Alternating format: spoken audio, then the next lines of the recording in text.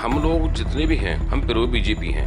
Bharatiya Janata party से हमने एक दो चुनाव लड़े हैं। भारतीय जनता पार्टी के लिए काम किया है। तो जो हमारी आस्था है वो पहले से भारतीय जनता पार्टी में थी। ऐसे वक्त में जब माननीय मुख्यमंत्री मनोहर लाल जी जो बिल्कुल ही एक संत के रूप में, एक तपस्वी और यशस्वी मुख्यमंत्री के रूप में इस हरियाणा को जो आगे लेकर के चल रहे हैं, उनके प्रति भी हमारी एक दृढ़ इच्छा शक्ति और आस्था है कि वो ही हरियाणा को एक अच्छी शासन सुशासन दे सकते हैं। जनता जनार्दन को पूछ करके, जनता जनार्दन की मेहरबानी से हम यहाँ आए हैं। निश्चित तौर पर निर्दलीय आए हैं, लेकिन भारतीय जनता पार्टी ने भी हमें जो ना काफी कुछ दिया, एक नाम दिया, टिकटें दी, हमें लीडरशिप दी, तब जाकर के हम ये चुनाव जीते। हरियाणा देख रहा है कि ये क्या है, किससे इनके संबंध हैं, और एक दिन ये पता लग जाएगा कि आम आदमी पार्टी के संयोजक किन गतिविधियों में लिप्त हैं। कोई चीज छुपी नहीं रह जाती, और मैं समझता हूँ कि हरियाणा में इनको पैर टेकने की जगह नहीं मिलेगी। कांग्रेस पार्टी का तो इस देश से, प्रदेश से सुपड़ा साफ होना तय है। अभी जितनी सीटें आई थी, मैं सदन में भी मैंने ये बोला है, आमजन में मैं ये बोलता हूँ कि 2.5 का अंक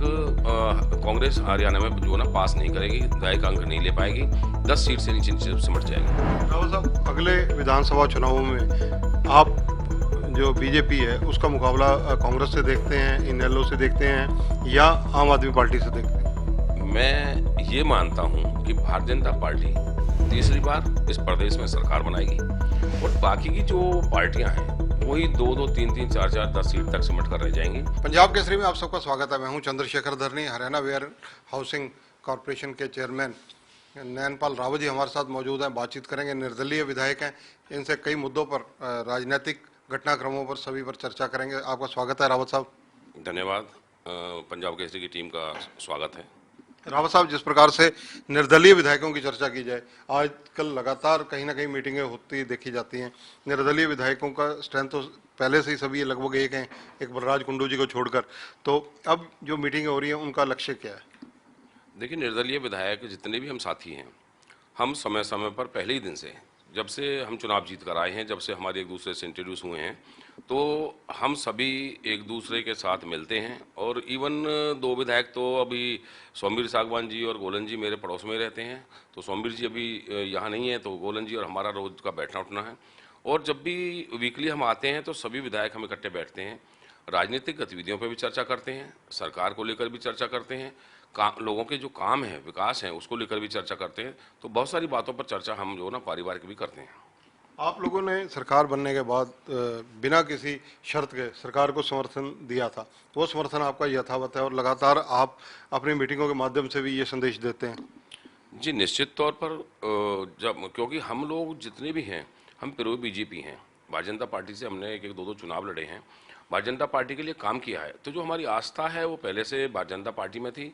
और ऐसे वक्त में जब माननीय मुख्यमंत्री मनोहर लाल जी जो बिल्कुल ही एक संत के रूप में, एक तपस्वी और यशस्वी मुख्यमंत्री के रूप में इस हरियाणा को जो आगे लेकर के चल रहे हैं, उनके प्रति भी हमारी एक दृढ़ इच्छा शक्ति और आस्था है कि वो ही हरियाणा को एक अच्छी शासन सुशासन दे सकते हैं।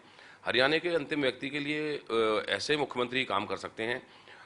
अंत्योदय को जो योजना बना करके नीचे तक पहुंचाना, हर चीज़ को डिजिटाइजेशन में लाना, हर चीज़ को ऑनलाइन करना, भ्रष्टाचार को बिल्कुल जड़ से ख़त्म करने का निर्णय लेने वाले व्यक्ति के साथ हम खड़े हैं।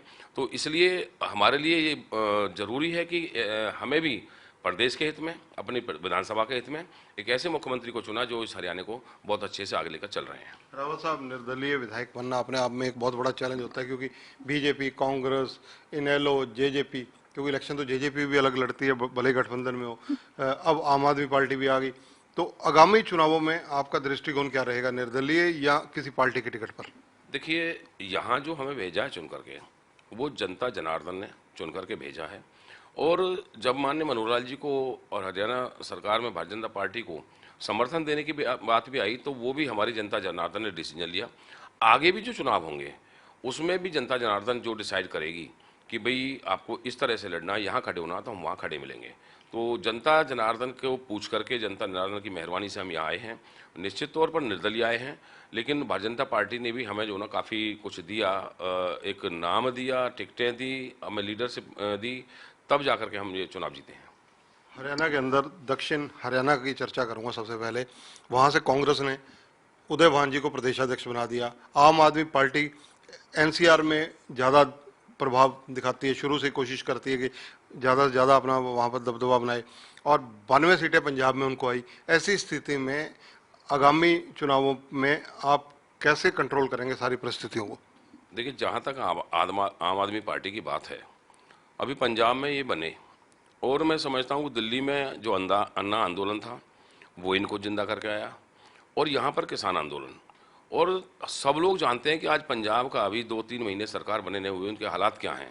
सरकारी कर्मचारियों की तनख्वाह तक नहीं मिली है, ब्लास्ट हो रहे हैं, आतंकवाद पनप रहा है। तो हरियाणा उससे लगा हुआ है, हरियाणा देख रहा है कि ये क्या हैं, किससे इनके संबंध हैं। और एक दिन ये पता लग जाएगा कि आम आदमी पार्टी के संयोजक किन गतिविधियों में लिप्त हैं, कोई चीज़ छुपी नहीं रह जाती। और मैं समझता हूं कि हरियाणा में इनको पैर टेकने की जगह नहीं मिलेगी। जहां तक आपने कहा कांग्रेस के जो अध्यक्ष चेंज किए हैं और 4 और कार्यकारी अध्यक्ष बनाए हैं, देखिए अध्यक्ष एक होता है, 4 कार्यकारी अध्यक्ष बनाकर ये दिखाना चाहते हैं कि भाई सबको हमने साध लिया है। तो कांग्रेस पार्टी का तो इस देश से, प्रदेश से सुपड़ा साफ होना तय है। अभी जितनी सीटें आई थी, मैं सदन में भी मैंने ये बोला है, आमजन में मैं ये बोलता हूँ कि दहाई का अंक कांग्रेस हरियाणा में जो ना पास नहीं करेगी, दहाई का अंक नहीं ले पाएगी, 10 सीट से नीचे नीचे सिमट जाएगी। मेरा सवाल सीधा सा है, उसका आपने जवाब नहीं दिया कि उदय भांजी दक्षिण हरियाणा से हैं। दक्षिण हरियाणा में कांग्रेस को क्या लाभ रहेगा उनके प्रधान बनाने का? देखिए, जहाँ तक मैं कहता हूँ कि उनका जो संबंध है वो पलवल से है, और पलवल में मुझे मिला करके, क्योंकि आधी कॉन्स्टिट्यूंसी मेरी पृथला में पृथला जो कॉन्स्टिट्यूंसी आधी पलवल में आती है और आधी बल्लभगढ़ में आती है, बाकी के 3 विधायक हैं वहाँ। एक अकेले को छोड़कर तीनों की तीनों सीटों पर भारतीय जनता पार्टी का कब्जा है। और कोई विशेष फर्क फरीदाबाद में 9 सीटें हैं, 9 में से 6 सीटें भारतीय जनता पार्टी के पास हैं या निर्दलीय के पास हैं, और 3 सीटें पलवल में हमारे पास हैं, तो 8 सीटें वहाँ हम लोगों के पास हैं।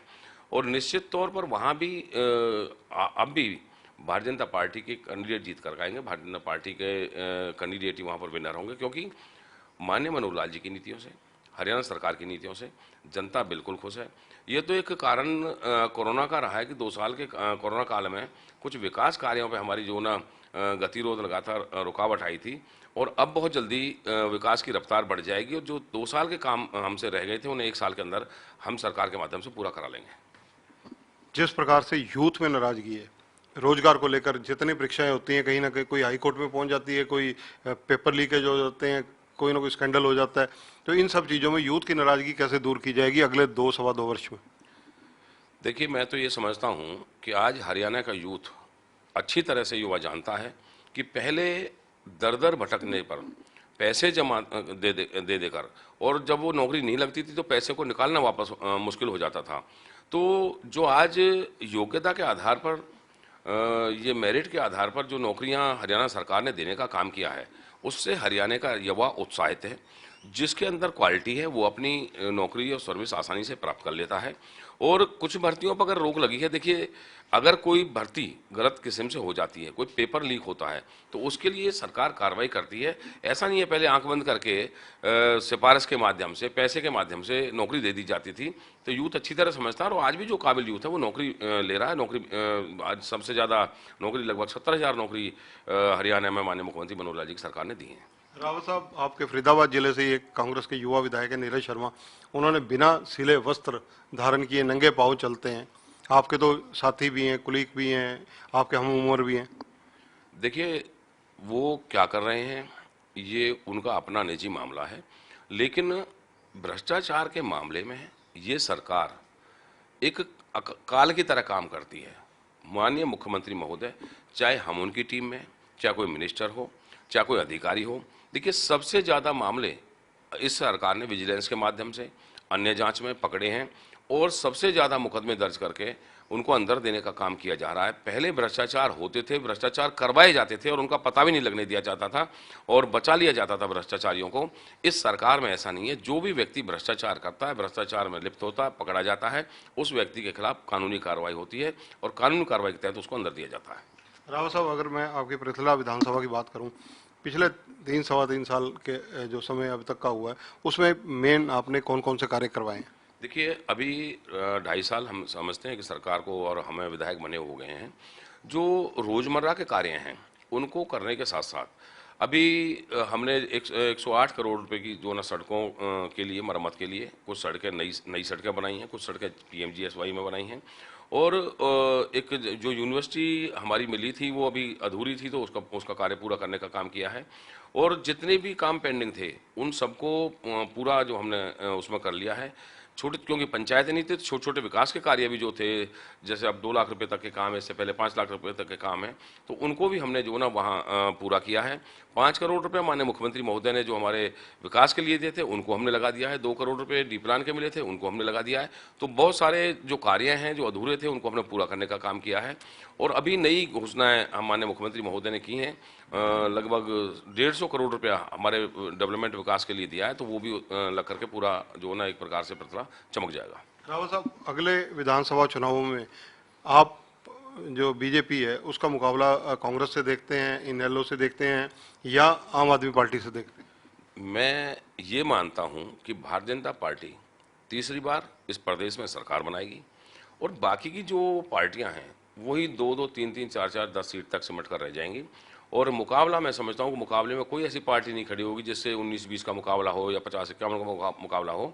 ये अपनी 50+ सीटें लेकर के दोबारा से सरकार बनाएगी, बाकी जो पार्टियां हैं 10-10, 5-5 सीटों पर रह जाएंगी। रावत साहब, मैंने जहां से शुरू किया था वहीं से आखिरी सवाल पर आता हूं अब, कि निर्दलीय विधायकों को बार बार ये क्यों दावा करना पड़ता है कि हम सरकार के साथ हैं? देखिए, हर चीज़ का, क्योंकि कई बार जब हमारे डायलॉग्स नहीं होते, बातचीत नहीं होती, तो कोई ना कोई चीज़ ऐसी बीच में आ जाती है। कोई हो सकता है कोई काम ना हुआ तो उससे नाराज़गी पैदा हुई हो या ये हुई हो, तो उस चीज़ के लिए ये क्लियर है, क्योंकि सरकार में हम लोग काम कर रहे हैं, हरियाणा सरकार के साथ हैं, मनोहर लाल जी के साथ हैं, तो ये बताना और जताना भी जरूरी होता है कि हम बराबर उसी तरह खड़े, जैसे पहले दिन थे वैसे हम आज हैं, और अंतिम समय तक हम आपके साथ खड़े रहेंगे, अंतिम समय तक सरकार को चलाएंगे, और आगे भी आपकी जो योजना या आपकी जो गति होगी उसमें हम आपका साथ देंगे। धन्यवाद। तो ये है नैनपाल रावत, पृथला से विधायक हैं, चेयरमैन हैं हरियाणा सरकार में। इनका कहना है कि बार बार इसलिए बताना पड़ता है ताकि लोगों को कोई भ्रम ना हो। और दूसरी बात ये कि जब पहले दिन से जो स्टैंड लिया, अपनी जनता की इच्छा पर लिया, जनता की भावनाओं के अनुरूप लिया, भले ही निर्दलीय विधायकों, लेकिन मनोहर लाल जो मुख्यमंत्री हैं हरियाणा के, उनको खुला समर्थन दिया, और ये अंतिम पग तक उनके साथ खड़े रहेंगे। जहाँ तक भ्रष्टाचार की बात है, भ्रष्टाचार के बारे में इन्होंने कहा कि भ्रष्टाचार पर काल मनोहर लाल की सरकार, ये इनका कहना है। कैमरामैन संजय सिंह के साथ चंद्रशेखर धरनी, पंजाब केसरी टीवी, चंडीगढ़। हमसे जुड़े रहने के लिए हमारे YouTube चैनल को सब्सक्राइब करें और नई वीडियो की नोटिफिकेशन के लिए बेल आइकॉन को दबाएं। अगर आप ये वीडियो Facebook पर देख रहे हैं तो लाइक जरूर करें और ज्यादा से ज्यादा शेयर करें। धन्यवाद।